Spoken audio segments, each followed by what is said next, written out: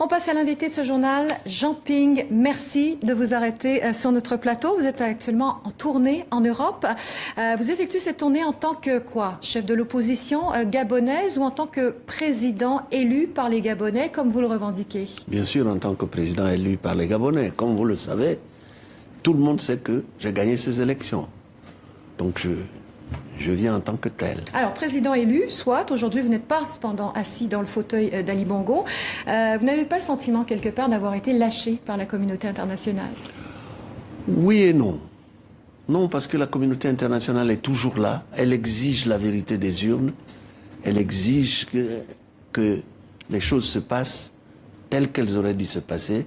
Et elle affirme que Ali Bongo a triché. Oui, mais il n'y a pas eu d'acte concret en votre faveur. Certes, l'Organisation internationale de la francophonie et l'Union européenne ont émis des doutes sur la victoire d'Ali Bongo, en tout cas sur les résultats officiels. Mais il n'y a pas eu d'acte concret. Vous n'avez pas l'impression d'être un peu seul finalement? Non, non, non, non, non, non. Nous pensons que la communauté internationale et l'Union européenne en tête fera ce qu'elle doit faire. Il y a des sanctions ciblées qui ont été demandées. Ces sanctions vont nécessairement suivre. Mais nous avons pensé que l'Union européenne pourrait aller un peu plus loin. Ne pas se contenter d'affirmer, mais de peser quand même de tout son poids.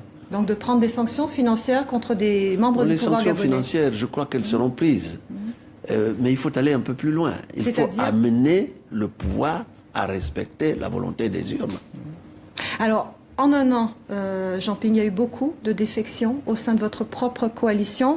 Certains ont même rejoint Ali Bongo. Vous n'avez pas le sentiment finalement d'être isolé au plan national gabonais? Non, chère madame, pour deux raisons. D'abord, dans le camp d'Ali, c'est le même phénomène qu'on observe. Dans notre camp, ils ont pris des personnalités qui étaient avec nous. Et je trouve que c'est sain, parce que ces personnalités seraient restées avec nous si on avait emporté les élections tout de suite. Elles seraient restées avec nous, auraient revendiqué des postes. Ce sont des opportunistes, de ce qu'on appelle des situations, des profito-situationnistes. Il vaut mieux qu'elles partent. Alors parlons de justice, si vous le voulez bien, Jean Ping. La justice gabonaise enquête en ce moment sur l'affaire Abba Minko, qui en juin avait mené une sorte de tentative de coup d'État pour vous installer au pouvoir, disait-il. C'est votre allié. Est-ce que vous vous démarquez clairement de cette action? Vous savez, il faut regarder les choses telles qu'elles se sont passées. Qui a accompagné Abba Minko? Qui avait intérêt à ce que ça se passe comme ça? Abba Minko vient un matin, il se pointe devant un mausolée, accompagné de la télévision d'État gabonaise, qui l'a assisté partout, l'a accompagné partout. C'est quand même surprenant. Vous pensez que c'est le pouvoir gabonais qui a mis en scène cette action? C'est ce qu'on dit. C'est ce qu'on dit. On le dit assez clairement. Parce que dans une action quelconque, il faut voir à qui profite le crime.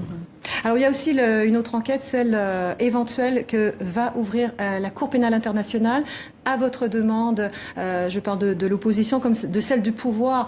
Des experts de la Cour pénale sont venus à Libreville pour examiner, pour une enquête préliminaire. On saura prochainement s'il y aura enquête ou pas. Est-ce que vous vous sentez visé? Visé par quoi? Par cette éventuelle enquête qui peut s'ouvrir, puisque le pouvoir, comme l'opposition, a demandé à la CPI d'enquêter. Oui, mais le CPI et la CPI doivent enquêter. Nous avons fourni un dossier complet à la CPI, nous avons un avocat, et tout se passe pour nous correctement. Si la partie adverse a quelque chose à dire et à démontrer, qu'il le fasse.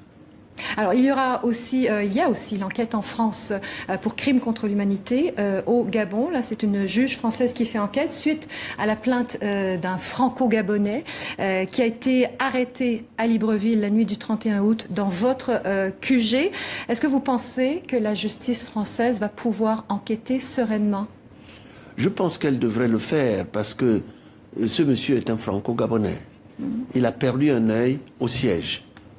Et il a porté plainte ici. Cette plainte était plus ou moins gelée.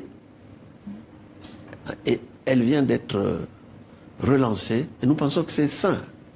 Vous avez l'air sûr de vous, Jean Ping. Vous donnez presque l'impression d'avoir un plan pour chasser Ali Bongo. C'est le cas? Mais écoutez, vous savez Ali Bongo sait, le monde entier sait que j'ai gagné les élections. Et la chose est simple, il faut installer au pouvoir celui qui a gagné les élections et non pas celui qui les a perdues. Et Ali se maintient au pouvoir par le fer, le feu et le sang, dans un comportement monarchique, niant la vérité des urnes. Ça ne marche plus. Il doit partir. Et je peux vous dire qu'il partira. Merci Jean Ping d'être venu sur le plateau du Journal Afrique.